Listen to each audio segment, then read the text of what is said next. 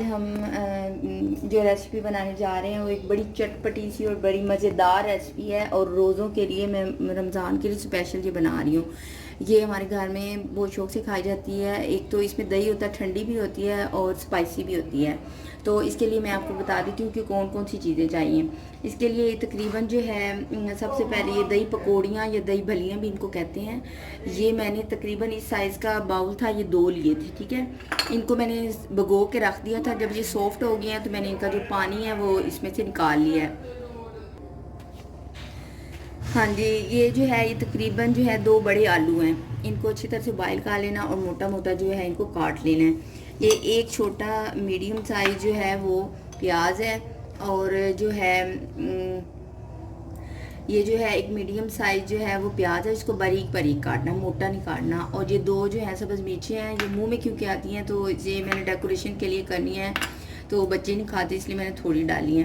फिर ये जो है धनिया पुदीना का जो है वो चटनी है, इसको मैंने पीस लिया है, तो अगर इसको भी बीच में डालना है। उसके बाद ये जो है ये एक छोटा टमाटर है, इसके सीड नहीं डालने, सिर्फ इसका ऊपर वाला हिस्सा काट के तो ये डालना है। उसके बाद ये इमली की चटनी है, मैंने जब समोसे बनाए थे तो उसमें ये मैंने बनाई थी, तो आप वहाँ से इसका जो तरीका है वो ले सकते हैं। उसके बाद ये लीमू है, अगर आप कम खट्टा पसंद करते हैं तो 1 लेमन डाल लें, अगर ज़्यादा खट्टा पसंद करते हैं तो आप 2 लीमू डाल सकते हैं। उसके बाद ये दही है, दही जो है ये तकरीबन जो है 1.5 पाव है। और जो है ये जो इसको पतला और अच्छी तरह फेंट लेना है, उसे पतला होना चाहिए।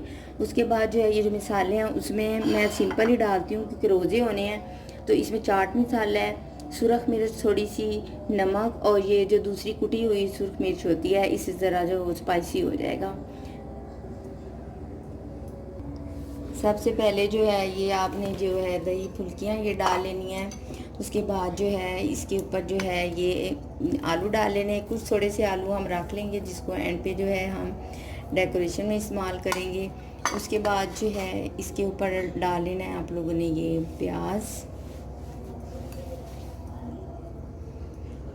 उसके बाद जो है ये टमाटर। उसके बाद ये जो है सब्ज़ मिर्चें। उसके बाद जो है ये जो है ये जो चटनी हमने पीस के डाली थी वो वाली है।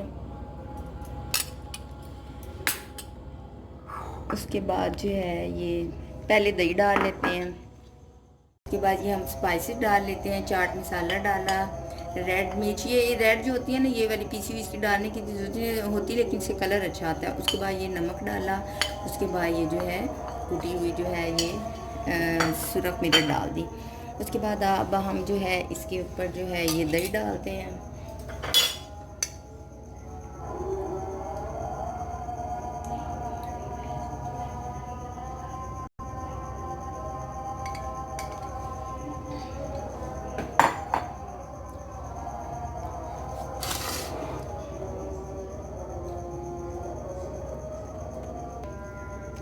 अब इसमें जो है एक नींबू ये खट्टा करने के लिए इसमें नींबू डाल दिया है। और इसके बाद इसके ऊपर जो है ये इमली की चटनी एंड पे डाल देनी है। ये इस तरह से आप बड़ा अच्छा ये लग रहा है, इसकी लुक भी बड़ी अच्छी आ रही है। इस तरह से आप लोगों ने वैसे बाउल में रखना है। अगर आप लोगों ने जो है प्रेजेंट किस तरह करना है, अलहदा से जो प्रेजेंट करना है वो भी मैं आप लोगों को बता देती हूँ अलहदा प्लेट में।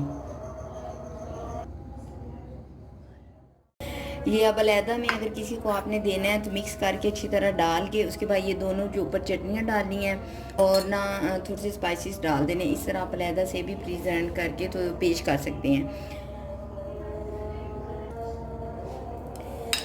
ये देखिए ये कितनी प्यारी इसकी लुक आई है। पहले आपने दही फुल्कियाँ डाली हैं, उसके बाद उसके ऊपर आलू डाले हैं, फिर प्याज डाले हैं, टमाटर डाले हैं और उसके बाद चटनी डाली है, स्पाइसेस डाले हैं और लेमन छिड़का है। ठीक है, इस तरह से आप लोगों ने बाउल में रख देना है। उसके बाद अलहदा से भी चीज़ें रखनी है ताकि अगर किसी ने और ज़्यादा चीज़ें डालनी है तो वो और भी डाल सकते हैं। और आप लोगों ने ये बनानी ज़रूर है, इतनी मज़े की है ना। और आप लोगों ने दुआओं में याद रखना है और मेरे चैनल को लाइक और सब्सक्राइब भी करना नहीं भूलना। अल्लाह हाफिज़।